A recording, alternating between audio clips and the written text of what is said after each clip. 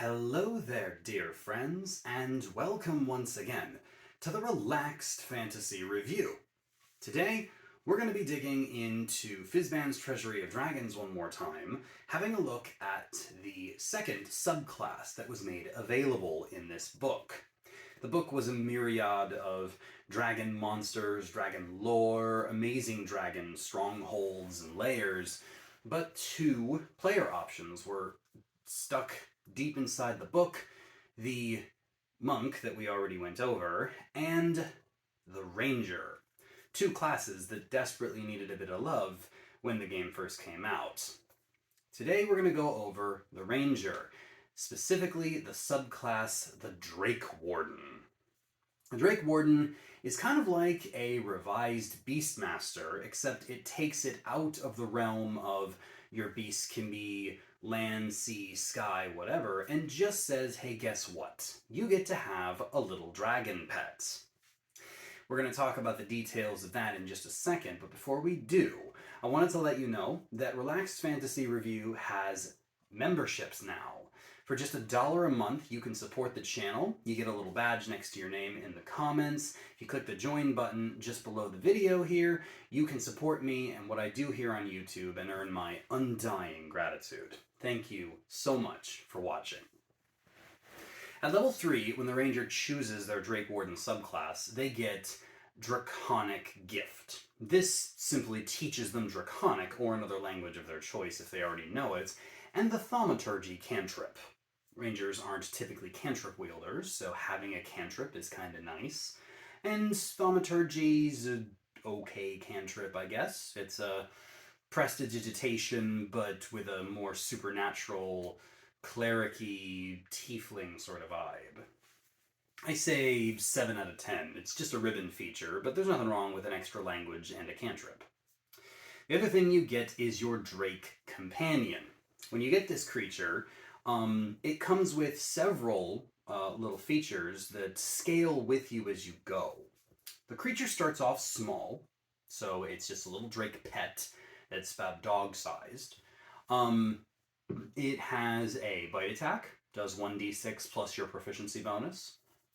It's got an armor class of 14 plus your proficiency bonus, which isn't bad at all at level 3. That's a 16 armor class, and it goes all the way up to 20 by the end of the game. Its health scales with your ranger levels. It does have a damage immunity that you choose when you summon it. You summon it as an action, and it gets a damage immunity of the classic types: fire, cold, lightning, acid, or poison. You choose when you summon it. And technically you can dismiss it and re-summon it if you need to change its damage immunity. Because not only is it immune to the damage type you choose, but as a reaction, it can actually infuse the magic of a weapon attack of somebody next to it. So it can make your arrows or your sword strikes hit with an elemental damage. And so with your action, you can re-summon your Drake and change that type out. You can only do this for free once per day, though. If you want to do it again, so you want to switch your Drake's types of damage on the fly, you'd have to use a first level spell slot to do it. You also would have to do this if your Drake was to drop to 0 hit points. That would mean it would poof away and you'd have to re-summon it. But either way, the Drake Companion is a solid pet with some decent strength, some good defense, and yeah, I say 9 out of 10 for this pet. But at level 7, the pet gets better. Not only does its 1d6 damage scale to 2d6, but it also gains a flying speed. So it can fly now.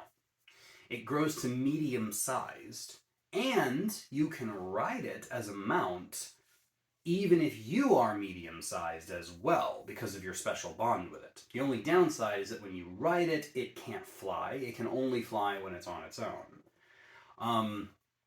So that's not terrible. It's just, you know, I would have loved to ride a flying Drake. We'll get to that in a little bit.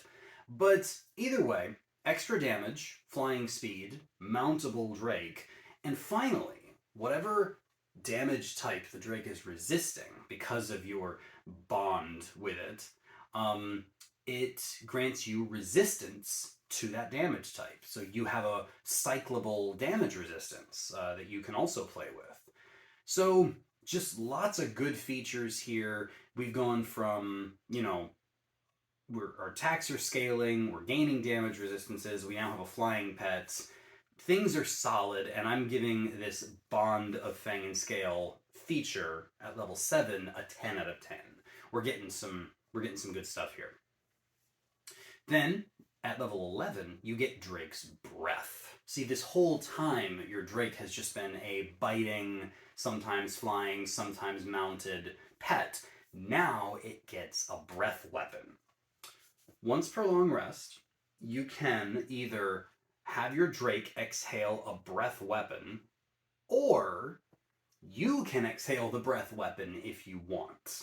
It's an AoE Dragon Breath style weapon that reflects the elements that your Drake has attuned to at the time. The damage is 8d6, which is comparable to a fireball. And you can do it once for free, or you can spend a 3rd level spell slot to do it again. So it's just like having a fireball on your ranger, except it's coming from either you or from your Drake. And that's solid. I mean, rangers aren't full casters, so you're only going to get to do this a few times per day. By level 11, you've got yourself a couple 2nd level spell slots, plus the once for free. As you level up, you might be able to do it a couple more times. But all in all, having this big AoE power is a great thing. Spellcasters love to have it, and having it come from your Drake is just thematic as all hell, especially if you can have it fly over your enemies. So 9 out of 10 for Drake's Breath. Then finally, you get Perfected Bond at level 15.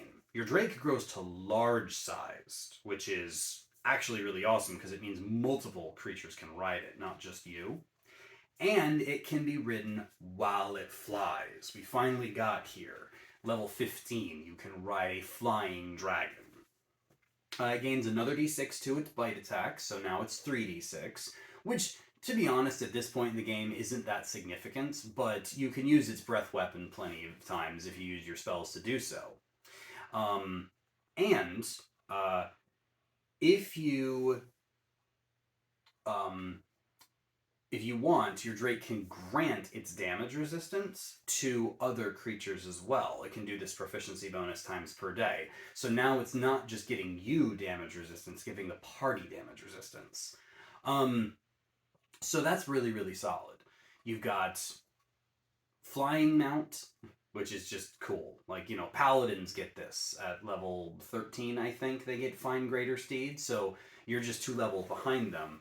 And it's a dragon. So now you are flying a large-sized dragon around the battlefield. Its health has gone up to well over 100 by this point, and its AC is 19, I think, at this level. Its breath weapon you can use several times if you keep using your higher level spell slots, and all the while, you're just using your bonus action to command it, and you're still rangering, firing your bow, using your sword, whatever need be.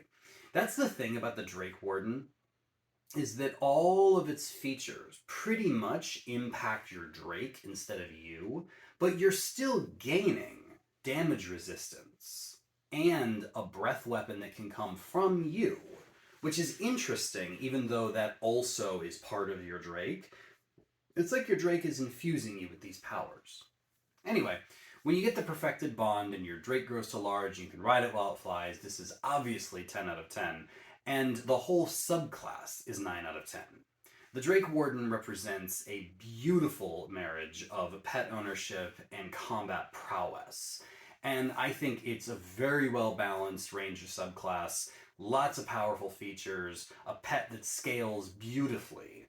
And yeah, I say solid pick. You want to be a dragon master, this is 100% good for you. And to throw it on a ranger, the ranger, who can do a lot of stuff. Rangers have plenty of utility magic, lots of combat power, a good amount of tankiness.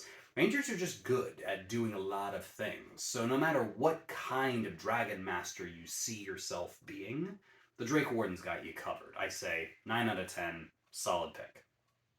This has been the Relaxed Fantasy Review. If you enjoyed the video, please like and subscribe down below. Have a look for the join button down there, and keep your eyes peeled for more subclass reviews coming down the line soon. Have a good one, my friends.